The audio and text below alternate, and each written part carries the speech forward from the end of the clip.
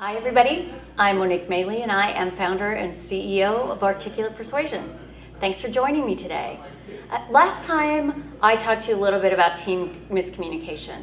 Now I really want to dig down a little bit more about what happens when coworkers are just not getting along. You know, everybody's faced this situation where our bosses tell them, you two just need to get along. I don't care if y'all are fighting, you need to find a way to get along.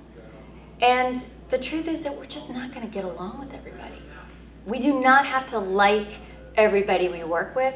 That's awesome if you can, but not realistic.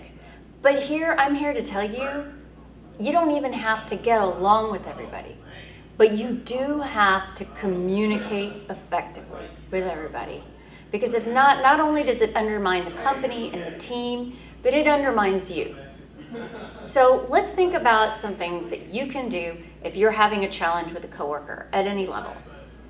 So the first thing you really need to think about is avoidance. That's what we do. When we are uncomfortable with someone, when we are having a conversation, when we're avoiding a conversation we don't want to have, we actually avoid the person. We make sure we go around them when we're walking to the break room. If they walk into the break room, we're making sure we're walking out. Or do I look busy on my phone? We are always avoiding. We are wanting to stay away from the conversations that make us uncomfortable. And I understand that, and I work with people on that sort of thing all day. But at the end of the day, that really isn't going to serve you. It's not going to serve your team. It's not going to serve the company at all. So the first thing you need to do is think about, what am I doing to avoid that person? Because with every avoidance technique that you're using, you're sending a clear communication signal to them that you don't want to talk to them, that you don't respect them enough to have a conversation with them, and whatever miscommunication you're having, it is only going to get worse. So now that you've stopped avoiding them, what do you do next? So the first and most simple thing you can do is actually start making eye contact. At the end of the day, we are social animals, and we use eye contact as a way of engaging with each other. So when we want to have people trust us, when we really like somebody, when we want to make sure we are connecting and engaging with them, we make eye contact. The first thing we do when we do not like somebody or we don't want to tell somebody the truth is we avoid eye contact.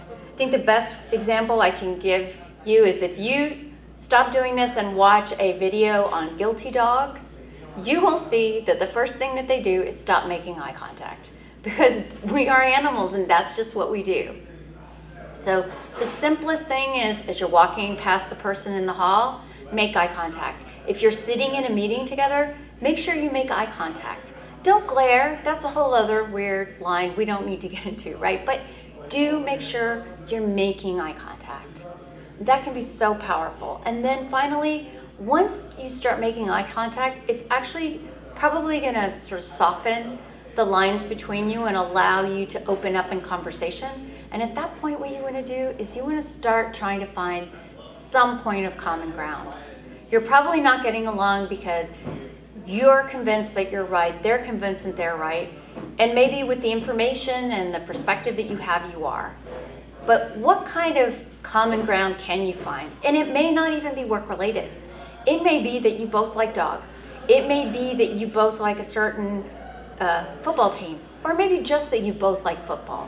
Whatever that point of common ground is, you want to explore it, because that's going to allow you to have a line of communication with that person that sort of streamlines when you have conflict. So actively find out. Go online. LinkedIn is great for finding out what someone's hobbies may be, where they've lived, where they've gone to school. Find some point where you can start finding common ground with that person. Engage with them on that subject first.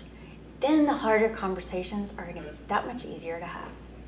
So thanks for joining me today. For more tips and resources, you can always join us at articulatepersuasion.com, where we're cultivating influential and credible leaders.